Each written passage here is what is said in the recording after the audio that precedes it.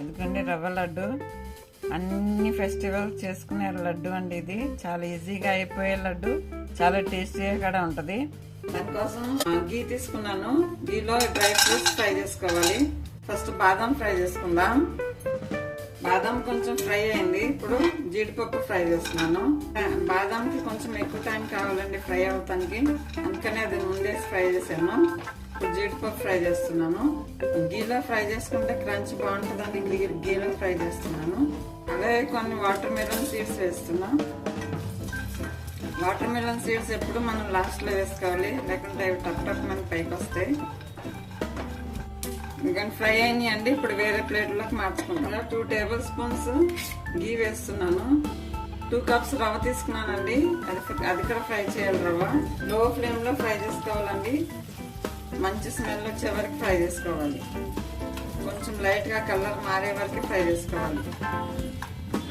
రవ్వ కదా తొందరగా మారిపోతుంది, తిప్పుతూ ఉండాలి. ఎందుకంటే రవ్వ ఫ్రై అయిపోయిందండి. ఇలా మంచిగా స్మెల్ వచ్చే వరకు ఫ్రై చేయాలండి. రవ్వ ఇలా తిప్పుతూనే ఉండాలండి. లో ఫ్లేమ్ లో, మీడియం టు లో ఫ్లేమ్ లో పెట్టుకుని ఫ్రై చేసుకోవాలండి.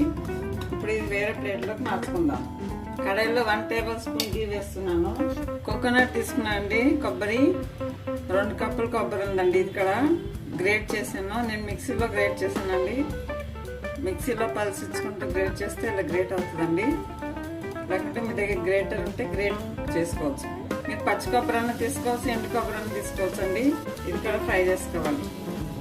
పచ్చి కొబ్బరి తీసుకుంటే కొంచెం టైం ఎక్కువ పడుతుందండి ఫ్రై అవడానికి. ఊరికే మారిపోతుంది, తిప్పుతూ ఉండాలి. కొబ్బరి మంచిగా స్మెల్ వచ్చే వరకు ఫ్రై చేసుకోవాలి. ఇప్పుడు నేను చేసే ప్రాసెస్ మొత్తం ఈజీ అయిపోయే ప్రాసెస్ చూపిస్తానండి.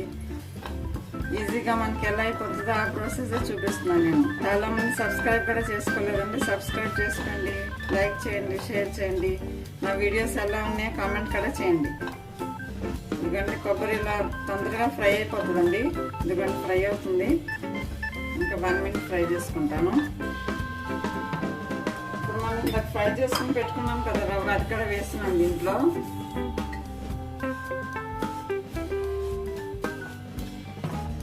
నేను తీసుకున్నది రవ్వ 2 కప్స్ కదండి. 2 కప్స్ రవ్వ అయితే 2 కప్స్ కోకోనట్, గ్రేటెడ్ కోకోనట్ వేసుకున్నాను. ఇప్పుడు 3/4 కప్ షుగర్ వేస్తున్నాను. ఏదన్నా ఒక కప్ మెజర్మెంట్ పెట్టుకోండి. అదే కప్తో అన్ని మెజర్మెంట్ చేసుకోండి. ఇప్పుడు ఈ షుగర్ కూడా ఈ వేడికి కరగాలి. కరిగే వరకు ఫ్రై చేసుకోవాలి. ఇక్కడ 1 కప్ పాలు తీసుకున్నానండి. పాలు కొంచెం కొంచెం వేసుకుంటూ ఫ్రై చేసుకోవాలి. మొత్తం ఒకసారి పోయొద్దు పాలు.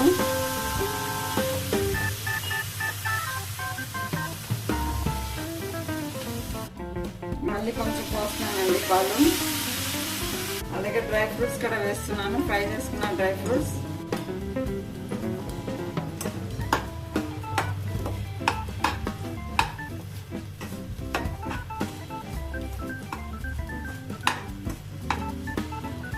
ఇప్పుడు ఈ పాలల్లో షుగర్ కూడా కరిగి మన రవ్వ వండలాగా తయారవుతుందండి. లడ్డులాగా, లడ్డు షేప్లో అవుతుంది. ఇక్కడ 1 స్పూన్ నెయ్యి వేస్తున్నాం. మళ్ళీ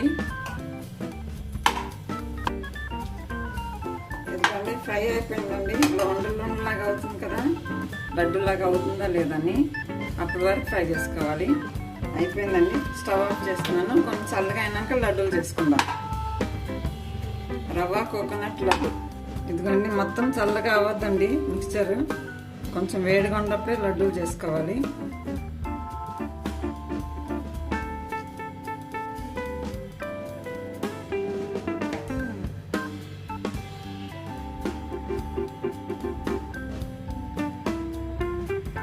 ఇదిగోండి కోకోనట్ రవ్వ లడ్డు.